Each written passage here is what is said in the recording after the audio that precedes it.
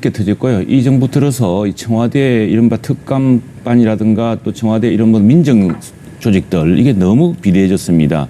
사실은 이건 말하자면은 백악관에서 FBI를 다 지고 있는 거랑 마찬가지인 셈이거든요. 근데 우리 대통령제와 비슷한 미국의 경우를 보더라도 이렇습니다. 미국의 경우는 이런 민정수석실 같은 조직이 없습니다. 대통령이 막강하지만 대신 뭐가 있느냐. 조국 수석이 딱 했어야 될 법률비서관 정도만 있습니다. 나머지는 전부 FBI가 직접 하는 것이고요. 왜 이게 대통령실 산하에 들어가면 안 되냐 그러면요. 선별하게 됩니다. 그럼 대통령의 입맛, 나중에 대통령까지 다치게 됩니다. 이렇게 되면은. 왜냐하면 지금 이런 사태가 터지고 있는 거거든요.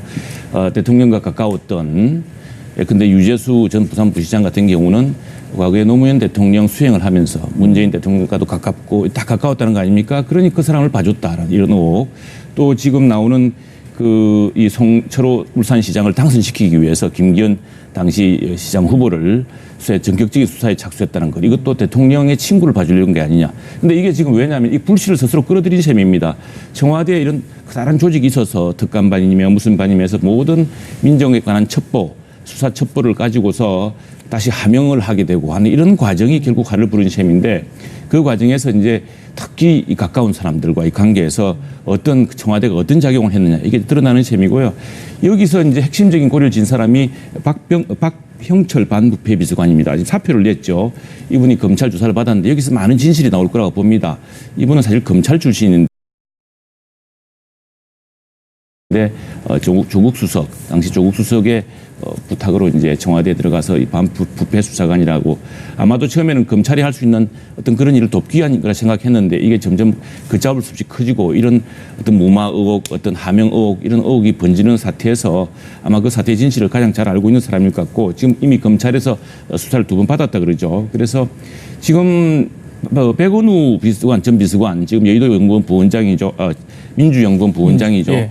이분을 보면은 부인하는 게 아닙니다. 워낙 많은 사건을 이치했기 때문에 어떤 게 어떤 건지 모르겠다라고 이야기하는데 어쨌든 백원우 민정비서관의 그 당시 역할 또 여권 내에서 비중을 감안해 보자면은 지금 황운하 대전경찰청장이 이 문제에 관련돼 있습니다만 당시 울산 경찰청장이었죠. 이 과정에서 청와대에서 접대왔다는 사건에 대한 일선 경찰 조직이 느꼈을 이런 부담감, 특히 그것이 선거일 시작 때 바로 압수수색에 들어가면은 이미 이건 선거에 결정적인 영향을 미칩니다. 제가 경남에 있었기 때문에 마산 창원에 있었기 때문에 그 분위기를 거기까지 충분히 알 수 있었는데 마침 또 당시에 또 창원시장 후보 자유한국당 후보에 대한 경찰의 수사도 있었거든요.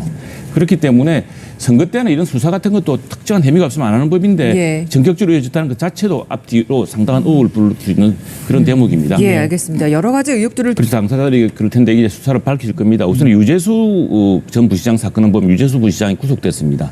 그러니까 구속될 사안을 그동안 미루어왔던 거죠. 덮어두었던 겁니다. 사실은 청와대가 만약 특별감찰반이라든가 이런 게 할 일이 있다면 청와대에 근무한 사람이라거나 또 아주 고위직 공무원에 관한 이런 문제는 사실은 바로 처리했어야 됐습니다. 그런데 이런 사건은 덮었죠. 덮고 그 과정이 지금 여러 가지 이어지고 있습니다. 지금 우리 최 교수님 원장님 말씀하셨습니다만 아니 징계를 해야 될 사람이 사표를 내고 더 높은 전문위원으로 간다든가 또 부산시장으로 간다거나 이런 배경이 무엇이냐, 왜 이렇게까지 선처가 된 것이냐 이런 게 있을 테고요. 이 울산시장 선거 사건, 이 사건은 진짜 정말 앞뒤가 선거 때는 왜 이런 말 있지 않습니까? 각근도 고치지 않는다고 아파트에서. 그런데 지금 딱 명백하게 떨어지는 사건을 했거든요. 그것이 이 사실은 원래 청와대가 이런 사건에 청와대와 일선 사정기관이 따로따로 있는 것은 청와대는 이런 문제까지 개입하면 안 됩니다. 그런 문제를 첩보라고 하더라도 그 첩보는 경찰청에서 경찰에서 자기 판단으로 또 검찰에서 여러 수사기관에서 이루어져서 하는 것이지 청와대가 그런 정보를 다 모아서 취합해서 이첩하고 한다는 것도 이건 상당히 그 자체가 하명으로 비추는 것이고 특히나 이 과정에서 민정비서관 당시 상당히 막강했던 민정비서관이 개입했다는 사실 그리고 전격적인 수사가 압수수색이 선거와 함께 맞물려서 시작됐다는 점 이건 뭐 명백하게 앞뒤로 보건대 사람들이 정황상 사람들의 의구심이라는 게 되게 많습니다. 그런 사건들을 보자면은 이건 하지 말았어야 될 일을 명백히 청와대가 하던 셈이 되는 거죠. 그렇기 때문에 당사자들로서야 자기들에게 유리한 방향으로 사실을 감추거나 축소하거나 또 경강부회할 수 있겠지만 그러나 사실 자체는 분명히 드러날 겁니다. 더구나 예. 박형철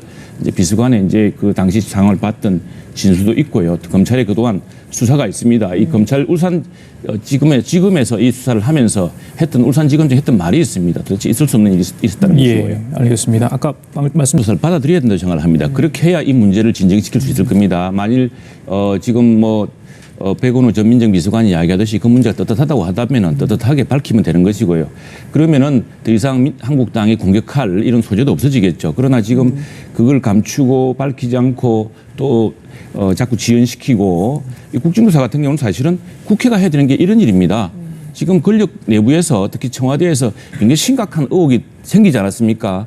사람들이 생각할 때 그냥 단순하게 넘어가기 어려운 의혹이 생긴 겁니다. 이런 의혹이 생겼을 때 오히려 집권 여당이나 정부는 당당하게 그렇다면 한번 해보자. 이렇게 해서 이 문제를 같이 풀라고 생각을 해야지 이걸 만일 안 하고 정치적 공방으로만 치부하려고 하면 오히려 더 큰 휘발성을 자꾸 이제 더 만들 겁니다.